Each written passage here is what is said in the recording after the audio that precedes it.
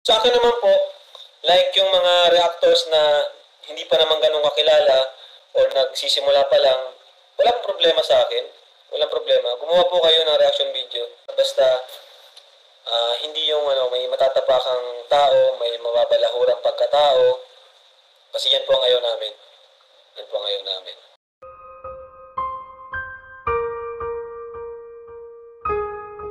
Kalingap Jomar, nagsalita na nga sa tunay na pakay niya kay Carla. Pinapaliwanag niya ito ng maayos. Yan ang ating alamin at pag-usapan. Magandang mapagpalang araw o gabi po sa inyong lahat. Marami po talagang salamat sa patuloy na suporta at tiwala sa panonood ng aking mga videos. Salamat po talaga sa mga leaders ng Kalingap na sina Kuya Val Santos Matubang, Ate Edna at Kalingap Rab, pati na rin sa idol ko na si Kalingap Papa Dan. Jomar nagsalita na nga sa tunay na pakay niya kay Carla at sa posibleng pagiging ka-love team nila. Na-interview po kasi si Kalingap Jomar ni Kalingap Dan, kaya dito po sinabi at pinapaliwanag niya kung ano ba talaga ang mga sagot sa maraming katanungan ng mga viewers. Ito po panoorin nyo. Jomar, ikaw ba ay single or in a relationship? Sige po tayo ngayon. Yun ang maraming matutuwa niyo sa mga nagkakakrush po kay Kuya Jomar. Siya po ay single. So ngayon, Jomar, kung bibigyan ka ng pagkakataon na magkaroon din ng isang partner sa Kalingap tulad ng love team, Okay. tatanggapin mo ba ito? Love team, actually parang nag-uumpisa na nga siya eh. Nag-uumpisa na. Hindi man natin hiniling, pero tawag niya, biglang dumating.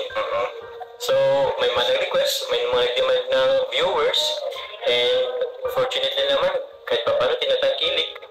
So, parang pagpunta na din doon. So, siya ay si Carla. Nga po, tinutukoy natin si Carla po. Tsaka actually, kaya lang naman din nabubuo or natutuloy ang love team dahil din sa viewers, sa mga request nila, sa mga comments nila.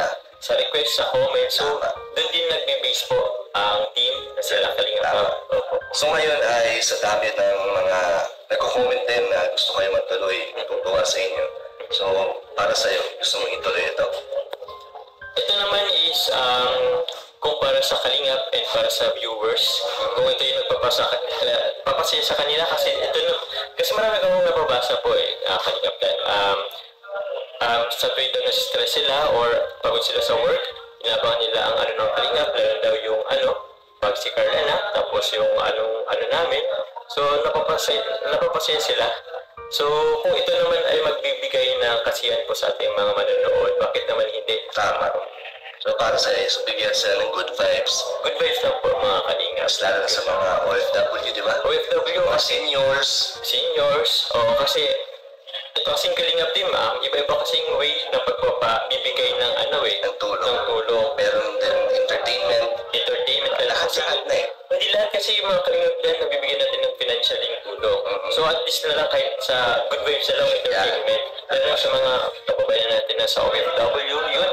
Kasi sobrang layo nila sa kanilang pamilya. Tama. So, for entertainment po mga Kalingap, ito po ang inanap po namin sa inyo. Kung gusto nyo pong mapanood ang kabuuhan ng interview ni Kalingap Dan, ay mapapanood nyo po sa kanyang YouTube channel na Kalingap Dan. Napanood na po natin ang konting clips. Sana po ay wag na po natin i-bash si Kalingap Jomar. May dahilan naman po pala talaga kung bakit binuo ni Kalingap Rab ang love team. Mga views pala dito ay malaking tulong sa pagpapagawa nila ng pabahay at pantulong sa mga tinutulungan nila. Kaya sana ay suportahan na lang po natin ang programa ni Kalingap Rab. Dito muna lang po tayo. Marami po talagang salamat sa suporta nyo. Paki-subscribe naman po para ma-notify kayo sa panibagong video na mai-upload ko. Ingat po kayo palagi and God bless us all.